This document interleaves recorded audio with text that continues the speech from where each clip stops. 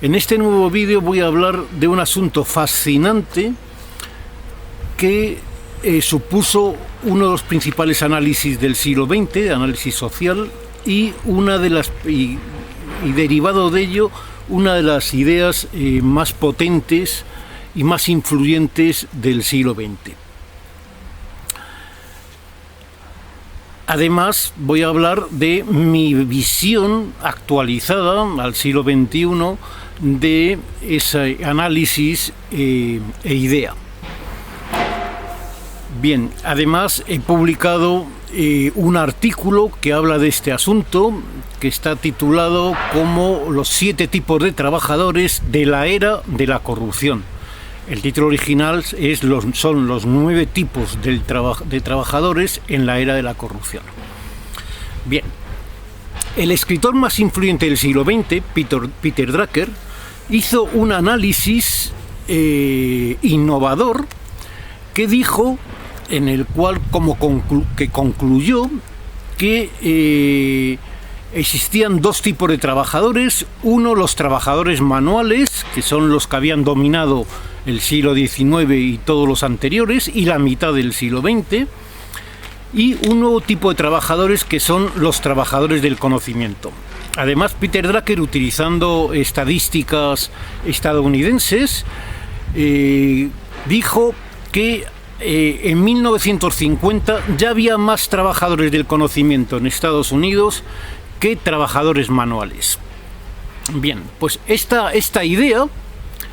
hecho, le sirvió para decir que que se había iniciado en 1950 la era del conocimiento y la era de la información. 2 ideas muy influyentes en las instituciones, en el ámbito educativo, en el ámbito empresarial e incluso en la vida de las personas que se entregaron al autoaprendizaje vitalicio. Una idea que ahora, que décadas después, ha calado en toda la sociedad. Bueno, lógicamente esto es un análisis cuantitativo de qué porcentaje había de un tipo de trabajadores y qué porcentaje del otro tipo de trabajadores. Yo, sin embargo, lo que he hecho ha sido mezclarlo con un análisis cuantitativo y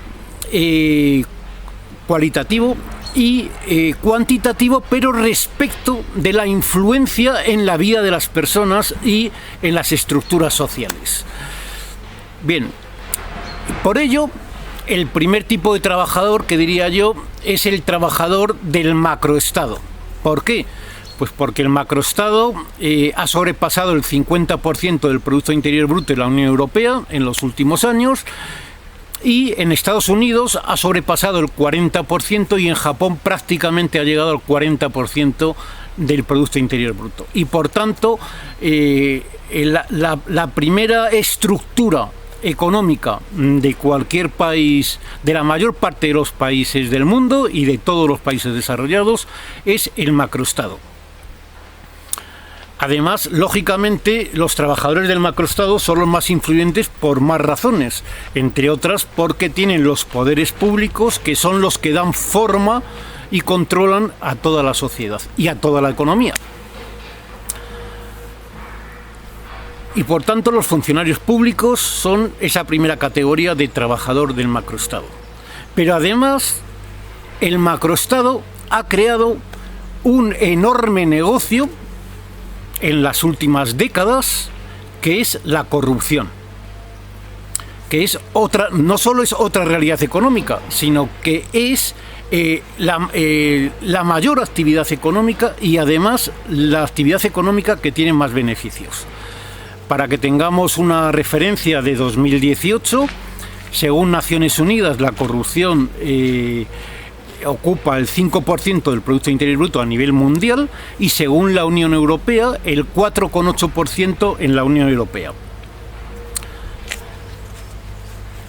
Si tomamos como referencia el 5% del Producto Interior Bruto y suponemos que los políticos cobren una comisión de un 20% de la corrupción, políticos y otras autoridades públicas y algunos empresarios, estamos diciendo que el 25% de la economía está relacionada con la corrupción. Y por tanto, después del macroestado, la segunda actividad económica más importante en volumen de negocio sería la corrupción. Bien, dentro de esta corrupción, y esto es muy poco sabido por muy poca gente, solo por algunos especialistas, aunque yo ya he hecho vídeos, ya lo he comentado en vídeos y en algunos trabajos escritos míos, la corrupción, para dominar a toda la población y someter a toda la población, el macroestado, a través de los gobiernos y de los bancos centrales, crearon lo que se denomina financiarización y empresas zombies. Brevemente lo explico. Lo que hicieron fue engordar el sistema financiero para que diera mucho dinero a las empresas y mantener empresas por el mero hecho de que eran multinacionales y por tanto llevaban divisas a los países y además concentraban poder, que es lo que quiere siempre la metamafia institucional. Y entonces lo que hicieron fue eso, es decir, crear un sistema financiero enorme a base de financiar en exceso a las empresas y mantener empresas que deberían estar cerradas, dejando lugar a empresas más rentables, más productivas y que nos hicieran más ricos a todos, que es justo lo que la metamafia institucional no quiere hacer. De esta forma, a través de un control absoluto del sistema financiero por parte de la metamafia institucional, el sistema financiero controla el mundo empresarial y de esa forma la metamafia institucional consiguió algo que de otra forma era imposible, que es controlar el mundo empresarial. Y es imposible por la cantidad de millones de empresas que hay y el dinamismo que tienen. De esta forma frenan la innovación, frenan el dinamismo y controlan indirectamente a través del sistema financiero el mundo empresarial. Bueno, por tanto, podríamos hablar de trabajadores de la financiarización, que es todo el sector financiero, las empresas que están financiarizadas, los departamentos financieros, los empresarios, etcétera. Desde hace un cuarto de siglo estamos creando un nuevo mundo que se añade a los dos mundos materiales existentes, el natural y el sintético, que es el mundo virtual. Centrado principalmente en Internet. Podríamos también hablar de trabajadores del mundo virtual. Sabemos que vivimos en sociedades enfermas y vivimos en sociedades enfermas porque todos hemos sido indoctrinados, radicalizados, deshumanizados e idiotizados, también como forma de controlarnos.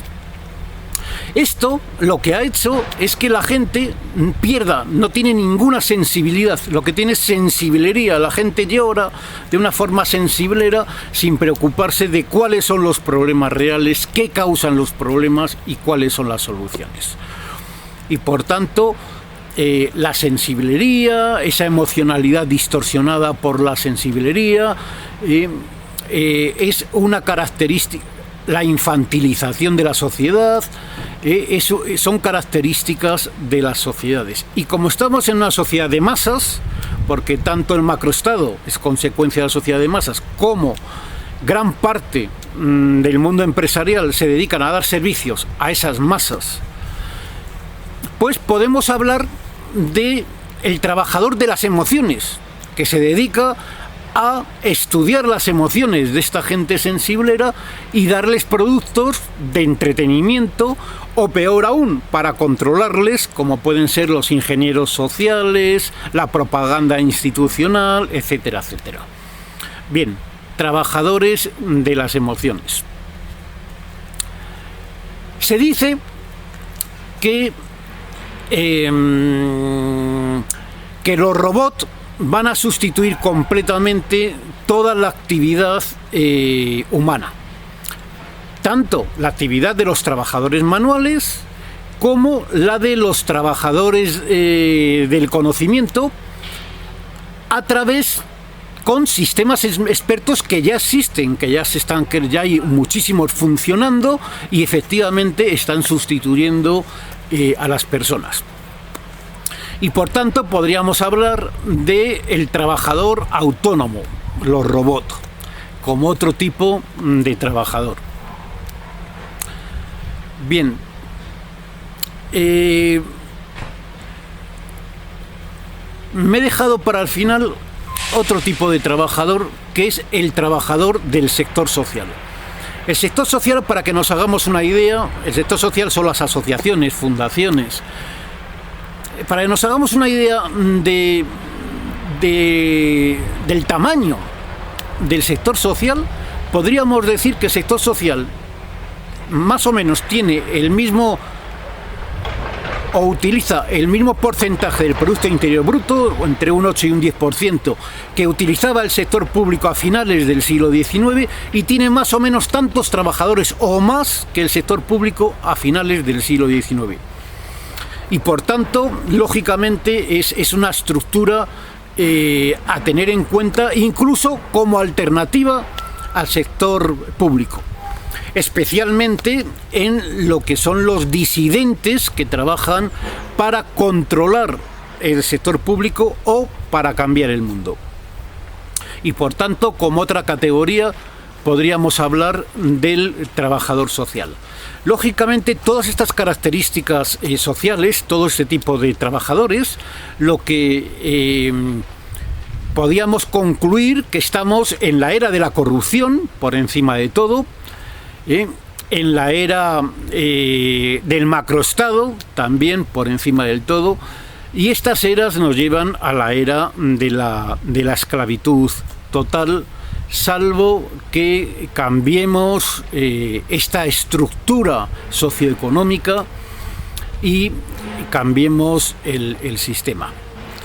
Espero que este vídeo te sirva para comprender mejor el mundo en el que vivimos y lo consideres útil y lo difundas para que más gente lo conozca y entre todos podamos cambiar las cosas. Gracias por tu atención.